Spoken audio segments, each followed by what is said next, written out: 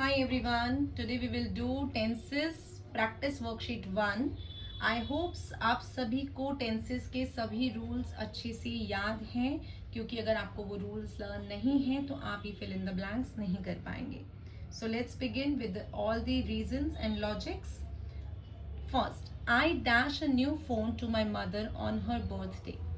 मैंने new phone खरीदा या मैं खरीदूंगा on her birthday. It's a event. हम यहाँ पे सिंपल पास्ट भी एज्यूम कर सकते हैं, सिंपल फ्यूचर भी एज्यूम कर सकते हैं. ब्रैकेट में आपको गिव गिवन है तो आई विल गिव भी करेक्ट है एंड आई गेव भी करेक्ट है. On her birthday, right.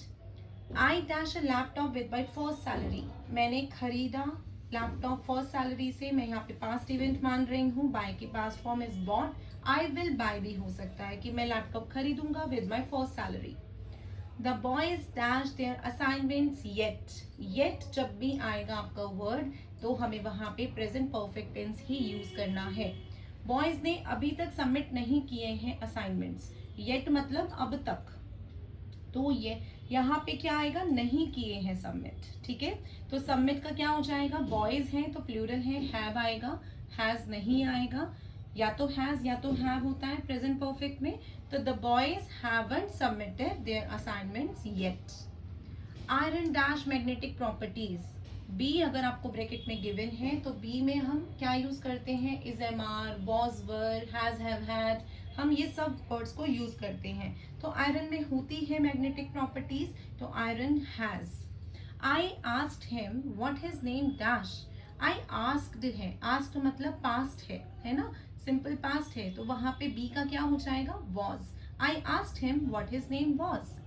They dash for 10 hours now. अब यहाँ पे आपको 4 के साथ एक टाइम दे रखा है, 10 आवर्स नाउ. ब्रैकेट में वर्क है तो यहाँ पे प्रेजेंट परफेक्ट कॉन्टिन्यूस ही यूज होगा. दे के साथ हैव लगेगा, have been working. If I dash I would buy this dress. अब यहाँ पे बी रिच आपको गिवन है, that is a imaginary condition. जब भी इमेजिनरी कंडीशन होगा तो वहां पे हम वर यूज करेंगे. इफ आई वर, आप कहोगे आई के साथ तो वॉज यूज होता है, लेकिन इमेजिनरी कंडीशन में हम आई यहाँ पे इसको क्या यूज करेंगे, वर यूज करेंगे. इफ आई वर रिच, अगर मैं अमीर होती, आई वुड बाय दिस ड्रेस, तो मैं ये ड्रेस को बाय करती.